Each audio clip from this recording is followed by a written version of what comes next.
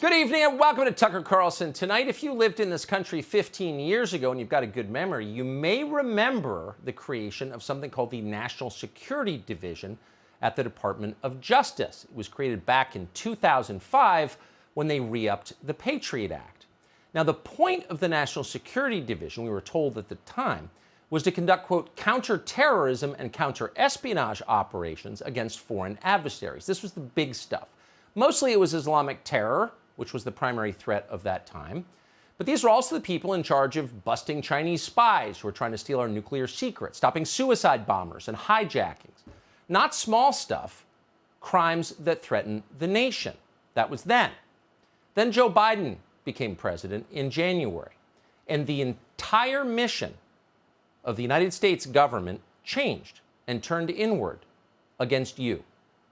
A few days ago, the Department of Justice, under the radical Attorney General Merrick Garland, announced that the National Security Division has a new domestic mission.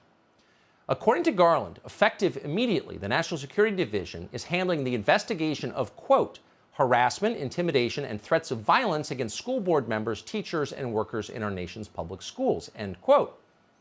So the question is, who is threatening these teachers and school board members? Is it Al-Qaeda? Is it the Russian government? Is it ISIS-K? No. It's parents. Parents are angry about what's happening in schools. Why are they angry? Well, take a close look at the people Joe Biden has nominated to senior leadership positions in the Department of Education. Take a look at YouTube videos, while they still exist, of some of the school board meetings across the country over the past year. And you will know exactly why parents are mad. Parents who believe in things like biological sex, who oppose racial hierarchies imposed in pre-kindergarten classrooms, teaching kids to hate their parents. Those are the threat, according to the Biden administration. You'll notice if you look closely that nowhere in Merrick Garland's recent order or the DOJ's press release is any explanation of these, quote, threats of violence. What threats of violence? Has violence occurred at school board meetings? No. Look closer and you'll find this line, quote, the Justice Department will also create specialized training and guidance that will help school board members understand the type of behavior that constitutes threats. Oh, so it's a propaganda operation funded by you out of the Department of so-called Justice, designed to tell teachers and school board members that when parents complain, it's domestic terrorism. It's not the First Amendment in progress. It's not your constituents voicing legitimate complaints. It's effectively a foreign adversary trying to kill you. The Biden administration is trying to convince school board members using the Department of Justice that they are in physical danger from parents, and those parents are national security threats. Once again, nothing like this has ever happened in this country. This is an utter perversion of the mission and the power of the United States Department of Justice. It is almost impossible to overstate how sinister and crazy this is. We almost never play the equivalence game because it's tiresome, but in this case, it's hard to resist. Imagine if Donald Trump's DOJ designated, say, CNN anchors as domestic terrorists, put it in writing, and then told men with guns to enforce the law. How would that go over?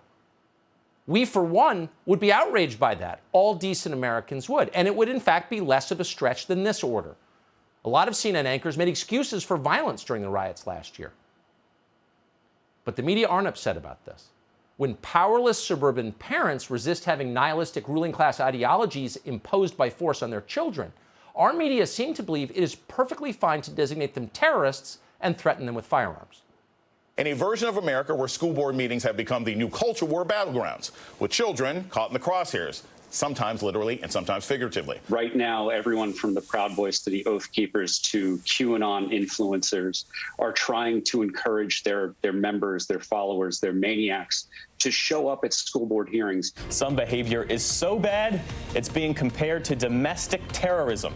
This becomes a security crisis, in a sense, for the nation. How one Republican senator is pretending school board harassment and intimidation aren't off the charts. Similar tactics to what happened on January 6th that now are being turned against school boards nationwide in a trend that's really disturbing and sinister. Conservatives manufactured outrage over masks and history lessons, took our school boards hostage like a bunch of screaming maniacs. So the federal government has designated American parents who are unhappy with the education their children are receiving as domestic terrorists. and the media are defending it. This is so shameful, it's hard to describe. The entire point of a free press is to protect the weak from the strong. But as usual, and more flagrantly every day, our media does exactly the opposite. They slobber over billionaires, they defend the powerful, they call you a bigot if you challenge George Soros.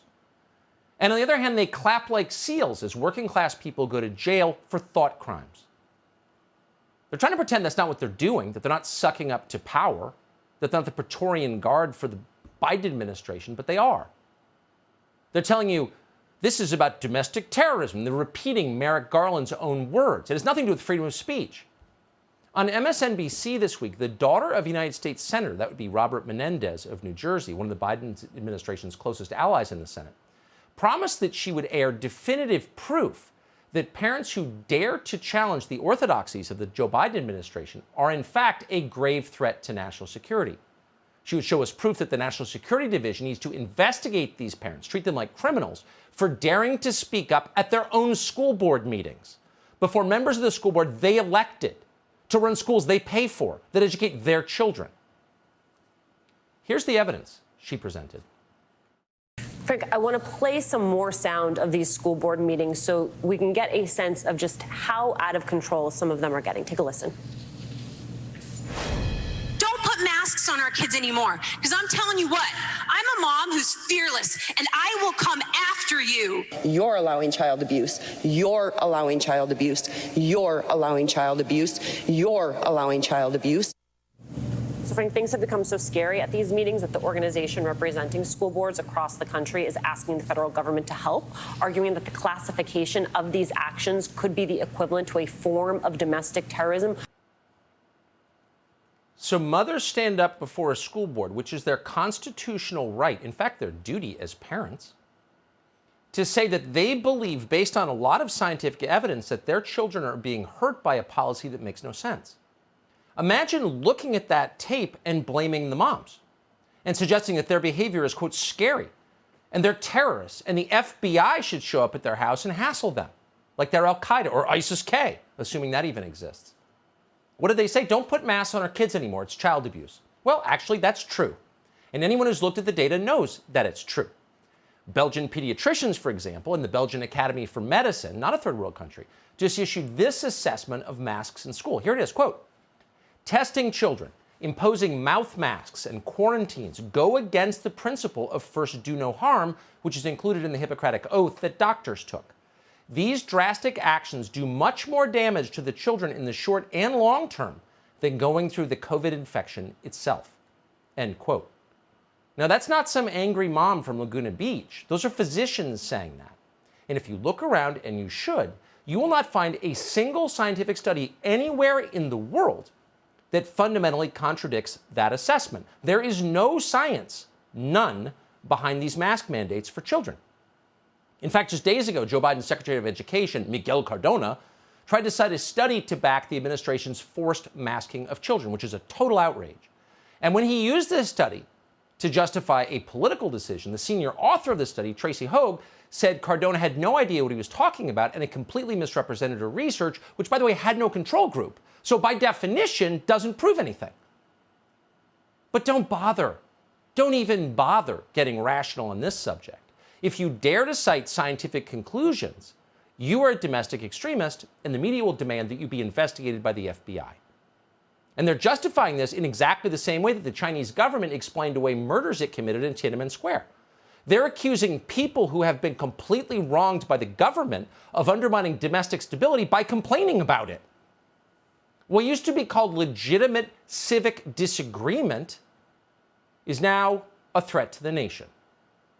Is this really about people being upset about mask mandates, or are there sort of underlying disruptive forces, white nationalists, anarchists, whatever in this country, that are using mask mandates and a public health crisis to sort of wage chaos? Get that moron off television. That's hurting the country. I mean, come on now. They're racist now? They're racist because they don't want their kids to be masked? Imagine saying something like that.